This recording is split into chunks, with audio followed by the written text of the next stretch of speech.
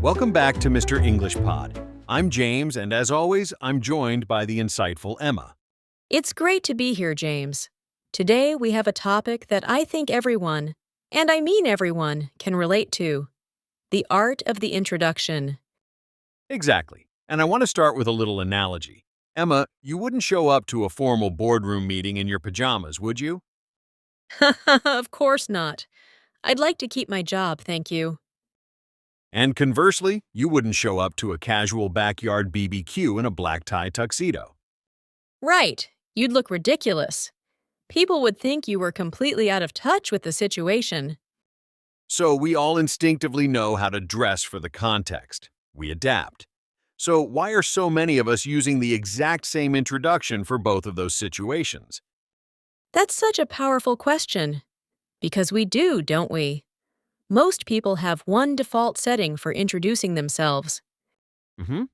And it usually sounds something like, "Hi, I'm James. I'm a consultant and I live in New York." Exactly. It's safe, it's polite, and it's completely and utterly forgettable. It gives the other person nothing to grab onto, no reason to continue the conversation. It's the conversational equivalent of beige wallpaper. But today, we're breaking down what we call the social chameleon method. I love that name. It's not about being fake, it's about being adaptable. Precisely. We're going to show you how to morph your introduction into 5 different versions, from the CEO's office to the house party, so you never have to deal with that awkward conversation-killing silence again. Okay, so where do we start? What's the first setting for our social chameleon? Let's start where the stakes are highest: the office, a formal networking event, or a job interview. Okay, the professional setting. This is where most people really lean into that boring default intro. They do, but here's the key. In a professional setting, people don't just want to know what your title is. They want to know what problem you That solve, makes so what much value sense. you bring to the So, table. instead of the title and tenure approach, we should be using what you call the value add formula. Exactly. The formula is simple: your name plus your current role plus the transformation you create. The transformation. I like that. So let's hear an example. What's the boring way? The boring way would be, "I'm Sarah, and I'm a project manager at a tech firm." I mean, you can almost hear the yawn. Right. It's technically true, but it's completely sterile. So how does Sarah become a social chameleon? The chameleon way sounds like this. "I'm Sarah. I'm a project manager," which basically means I'm the person who keeps our engineers and designers from speaking 2 different languages so we actually hit our launch dates. Wow. Okay, that is leagues better. It's engaging, a little bit funny, and it tells me exactly what she does, not just what she's called. And that's why it works. You've given them a hook. The other person can immediately ask, "Oh, so you work with both engineers and designers? That must be a challenge." You aren't just a cog in the machine, you're a translator and a problem solver. You've made your job title into a story about your impact. That's a game changer for any professional setting. All right, so we've nailed the professional world. But now let's pivot completely. Emma, let's say you're at a friend's birthday party or a wedding. A totally different environment. And if you use that value add intro we just discussed, you'll sound like you're trying to sell them software over a beer. It would be so out of place. Completely. In social settings, your job isn't to prove your value, it's to build a connection. It's about lowering the barrier to entry for a friendly chat. So for this, we have the shared context formula. This one is all about finding common ground. The formula is your name plus your connection to the host or event plus a high-energy observation. I like that high energy observation part. It brings positivity into the interaction from the very beginning. So, what's the boring version look like here? Oh, the boring way is something we've all heard and probably said. Hi, I'm Mark. I'm a friend of the groom. Right? Dead end. The only follow up is, "Oh, how do you know him?" which can feel a little bit like an interrogation. So, how does Mark the Chameleon handle this? The chameleon way is much warmer. Hey, I'm Mark. I went to college with Dave. I'm actually the one who convinced him that moving to London was a good idea. Though looking at this rain, I might owe him an apology. Haha, see, that's brilliant. Let's break down why that works so well. Well, first, you've immediately established trust because you've shown you have a genuine, deep connection to the host. Second, you've offered a funny, low stakes topic the move, the weather to keep the conversation moving effortlessly. It's an invitation to banter, not an interview. It's friendly, open, and makes you seem like a fun person to talk to. Okay, so we have the super formal and the super casual. But what about that tricky middle ground? I'm thinking of a conference or a professional mixer. Ah, yes, the networker setting. You want to be professional, but you also need to be human and approachable. It's a tough balance to strike. And the biggest mistake people make here, in my opinion, is talking too much about the past, what they've done, where they've worked. It can feel like they're just reading their resume out loud. I completely agree. The key in this setting is to focus on the future. That's why we call this the future goal intro. The formula is your name plus what you do now plus why you are in this specific room.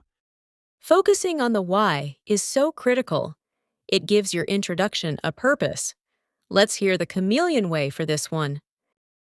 Okay, imagine you're at a marketing conference. You could say, I'm Alex, I run a small marketing agency, but I'm actually here today because I'm trying to learn how AI is going to change the way we do SEO next year. Have you caught any of the AI panels yet? That is so effective. It's basically a call to action for a conversation. That's exactly why it works. You are telling the person exactly how they can help you or what you can discuss together. You've handed them the perfect topic on a silver platter, and it's relevant to why you're both there. It shows you're curious and forward thinking, not just trying to sell them something. It opens the door to a truly collaborative and valuable conversation. Okay, let's ramp up the pressure. Setting number 4, the elevator. You have 20 seconds, maybe less. You're in an elevator with a CEO you admire or a dream mentor.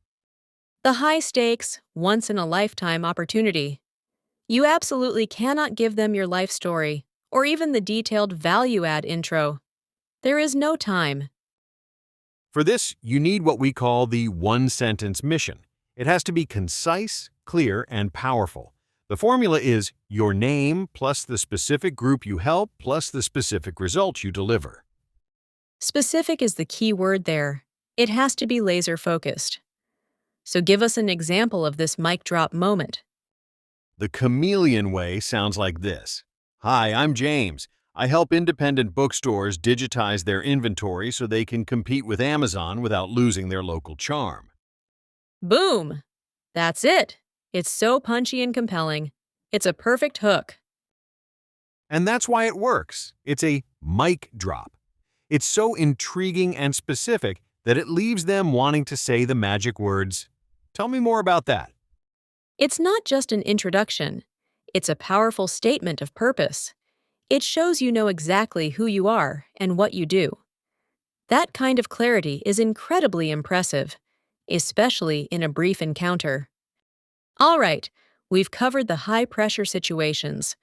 For our fifth and final setting, let's bring it all the way back down. This is the casual stranger encounter. You're at a coffee shop, in a park, waiting in line. Right. In this scenario, you don't want to sound like you're networking at all. A formal introduction would feel weird and out of place. The goal here is just a pleasant human interaction. So for this, we throw out the formulas and use the observation first method.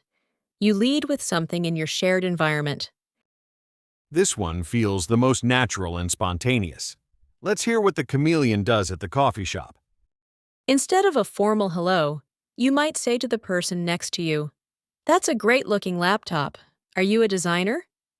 I only ask because I'm a writer, and I'm perpetually jealous of people with better screens than me. I'm Emma, by the way. I love that. The introduction itself is almost an afterthought. It's secondary to the connection you're trying to make. And that's the secret. It's completely disarming. You lead with a compliment or a genuine question, which makes the introduction feel like a natural byproduct of a pleasant moment, not a planned maneuver. It takes all the pressure off. You're just two people sharing a space and having a brief, friendly exchange. It's connection in its purest form.